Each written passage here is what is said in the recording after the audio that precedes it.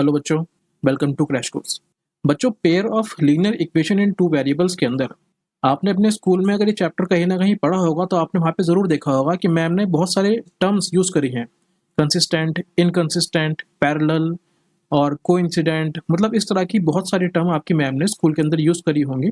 और बच्चों, ये अपने आप में ही इतना कन्फ्यूजिंग है कि कौन सी चीज़ क्या है, कौन से ग्राफ को क्या बोलते हैं, याद करना बहुत मुश्किल है। तो इस वीडियो के अंदर मैं आपको इतना सिंपल तरीके से ये सिखा दूंगा कि आप मोस्ट प्रोबेबली क्लास 10th के अंदर तो इसको भूल ही नहीं पाएंगे। ठीक है, तो पहले समझते हैं ये है क्या। बच्चों, इनको बोलते हैं आइडेंटिटीज और इनके ऊपर क्वेश्चन बेस्ड होते हैं और ये पेपर के अंदर क्वेश्चन आते जरूर हैं। ठीक है, तो हम देखते हैं कैसे। देखो, मैंने यहाँ पे लिखी है अपनी equation ax1 plus b1y plus c1 is equals to 0। यहाँ पे लिखा है a2x plus b2y plus c2 is equals to 0। तो इसका मतलब क्या हुआ, ये हुई मेरी पहली इक्वेशन और ये हुई मेरी दूसरी इक्वेशन। ठीक है, अगर आपको कहीं पर भी इक्वेशन के अंदर इस तरह का दिखे a1 upon a2 is not equals to b1 upon b2, तो इसका मतलब क्या होता है? इसका मतलब होता है कि जो आपका ग्राफ है वो एक बार कट कर रहा है। क्या कर रहा है? एक बार कट कर रहा है। और जहां पर भी ग्राफ एक बार कट करेगा उसे क्या बोलते हैं? उसको बोलते हैं वन सॉल्यूशन। तो यहाँ पर ये क्या हुआ आपका? ये हुआ आपका वन सॉल्यूशन।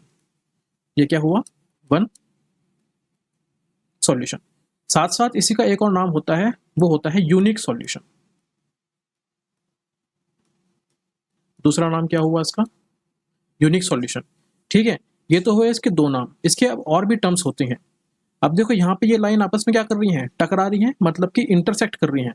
तो इसका एक नाम क्या हुआ? Intersecting line. Intersecting lines. ठीक है, और साथ साथ में देखो यहाँ पर अब एक टर्म आपने पढ़ी होगी, कंसिस्टेंट और इनकंसिस्टेंट। ठीक है, फिलहाल इसको मैं जैसे मैं लिखा रहा हूँ वैसे लिख लो, और उसके बाद मैं आपको याद भी करना सिखाऊंगा कि इसको याद किस तरीके से करना है। तो ये होता है यहाँ पर कंसिस्टेंट। कंसिस्टेंट। फिलहाल अपने नोट्स के अंदर आपको इस तरीके से इसको ड्रॉ करना है और इस तरीके के अंदर ही आपको ये बना के रखना है। इसके अलावा कुछ नहीं है इसके अंदर। ठीक है, अब देखते हैं। देखो, ये वाला ग्राफ जो हमारा सेकंड ग्राफ है, ये मेरा पहला ग्राफ था, ये मेरा सेकंड ग्राफ है। ठीक है, इस वाले ग्राफ के अंदर जो आपका फॉर्मूला बनेगा वो होता है आपका a1 upon a2 is equals to b1 upon b2 is equals to c1 upon c2। इसका मतलब क्या हुआ? इसका मतलब ये हुआ कि दोनों की दोनों इक्वेशन कैसी हैं? इक्वल हैं। कैसी हैं दोनों इक्वेशन? दोनों इक्वेशन इक्वल है, मतलब कि बिल्कुल सेम है। तो इस केस में क्या होगा? ये तीनों के तीनों आपस में कैसे हो जाएंगे? इक्वल हो जाएंगे। ठीक है, तो इनके भी कुछ टर्म्स होती हैं, वो याद कर लेते हैं। अब आप सोच रहे होंगे यहाँ पे तो एक ही लाइन खिंच रही है। बच्चों, ये एक लाइन नहीं है, यहाँ पे एक ही लाइन के ऊपर एक और लाइन आ रखी है, मतलब कि लाइन के ऊपर लाइन चढ़ रखी है। तो इसलिए इसका नाम क्या होता है? इसका नाम होता है को इंसिडेंट लाइन। को इंसिडेंट लाइन। अब देखो, जब दोनों के दोनों इक्वेशन बिल्कुल सेम है तो यहाँ पे सॉल्यूशन भी कैसे होंगे? बहुत सारे होंगे।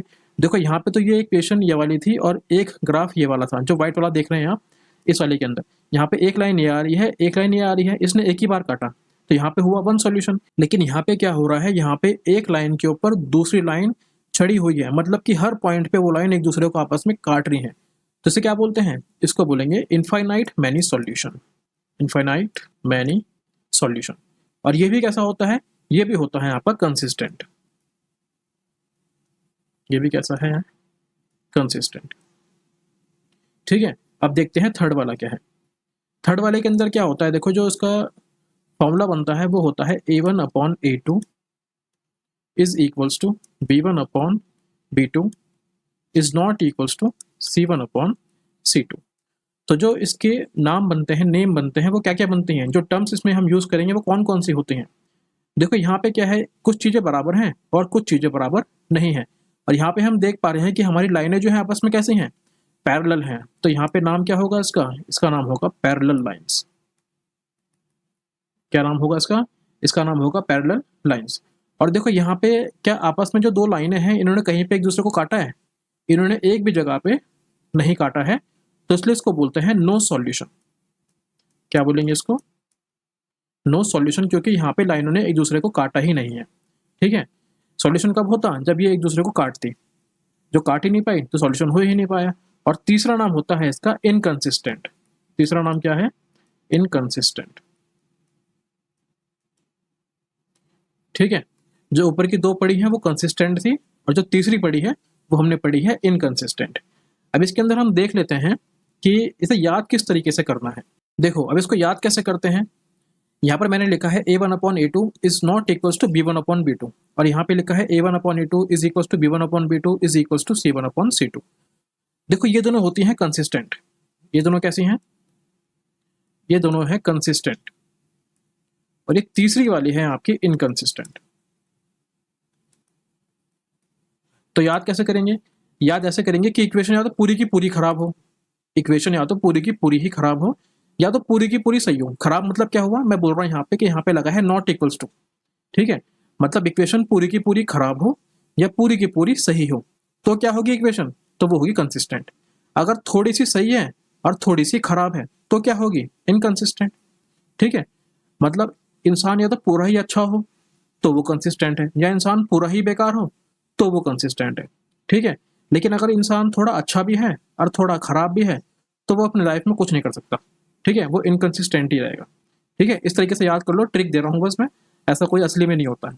ठीक है, जैसे यहाँ पे लिखा है नॉन इक्वल्स टू, तो इसको क्या बोलेंगे, इसको बोलेंगे कि ये खराब है, तो खराब वाला भी क्या है, कंसिस्टेंट है, और जो पूरा अच्छा है वो भी कैसा है, कंसिस्टेंट है।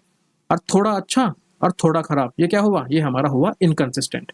ठीक है, मैंने भी इस तरीके से अपने टाइम पे इसको याद किया था, तो आपको भी इस तरीके से मैंने याद करा दिया। अगर आपको नॉर्मल तरीके से याद हो रहा है तो आप उस तरीके से कर सकते हैं, और अगर आपको थोड़ी दिक्कत हो रही है तो आप इस तरीके से भी याद कर सकते हैं। जैसा आपको सही लगे वैसा आप कर लेना। बाकी मैंने आपको तो सिखा ही दिया है, इसको अपनी कॉपी के अंदर नोट्स में बिल्कुल पहले पन्ने के ऊपर नोट कर लेना, क्योंकि इतना इंपॉर्टेंट है कि बस मैं क्या बताऊं कितना इंपॉर्टेंट है। हर बार इससे क्वेश्चन आते हैं, ठीक है, और हम लोग इस क्वेश्चन को सॉल्व नहीं कर पाते। इसमें क्या पूछता है, हमसे यही पूछता है कि बताओ वन सॉल्यूशन है, यूनिक सॉल्यूशन है, इंटरसेक्टिंग है, कंसिस्टेंट है। अब मेरे ख्याल से आपको याद हो गया होगा। चलिए बच्चों, वीडियो अच्छी लगी हो तो हमारे चैनल को सब्सक्राइब करें और वीडियो को लाइक करें। तब तक के लिए नमस्ते, जय हिंद।